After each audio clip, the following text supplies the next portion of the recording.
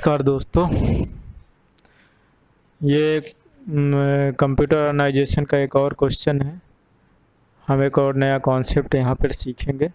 ये क्वेश्चन आपका गेट 2006 में पूछा गया था और इसरो 2009 में पूछा गया था। तो देखते हैं इस क्वेश्चन को कैसे सॉल्व करते हैं।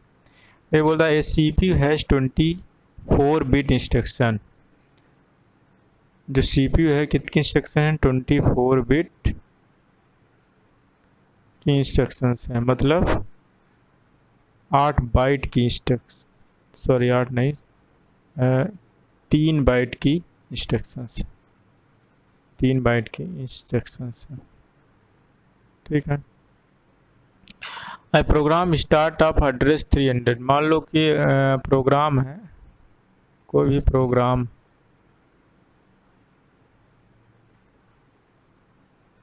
ये प्रोग्राम है। प्रोग्राम क्या होता है? इंस्ट्रक्शन होगी I1 instructions, I2 instruction, I3 instruction, I4 instructions, I5 instructions. ठीक है ना। अब बोल रहा है कि जो स्टार्टिंग एड्रेस है प्रोग्राम का, मतलब I1 जो इंस्ट्रक्शंस वो स्टोर्ड है, वो कहाँ से स्टोर है? 300 से स्टोर है।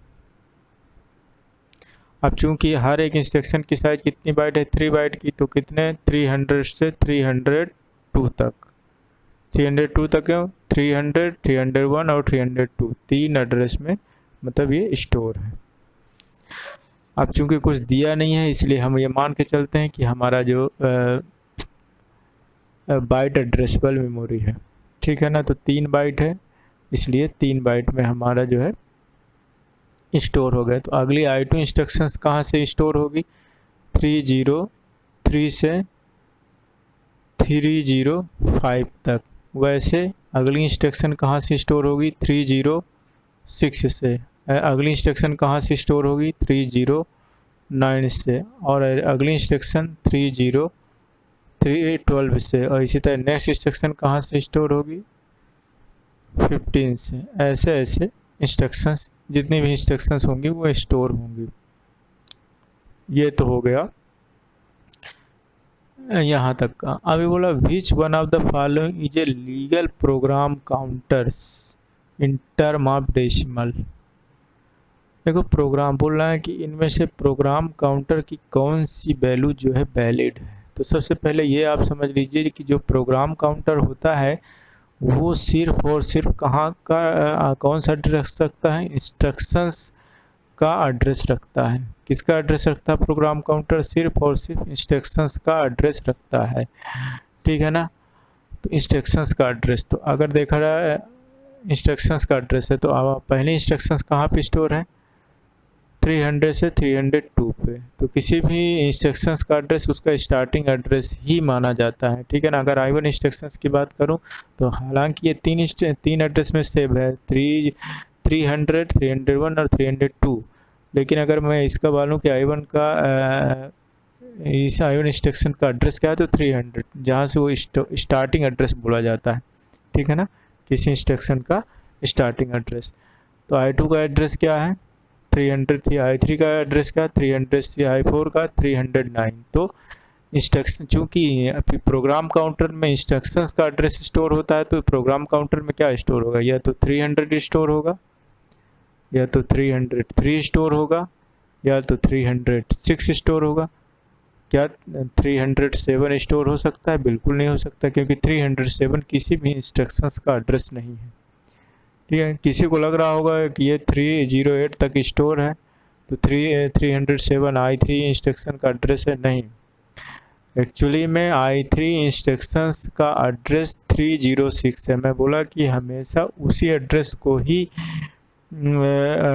अगर कोई भी इंस्ट्रक्शन या कोई भी डेटा एक से ज़्यादा सेल में स्टोर्ड है, तो उसको जो है ना, उसका जो स्टार्टिंग सेल का एड्रेस है वही एड्रेस ही उस डेटा का एड्रेस माना जाता है, और फिर उसी एड्रेस के बेसिस पे हम आगे के जो है ब्लॉक एक्सेस कर लेते हैं। ठीक है ना।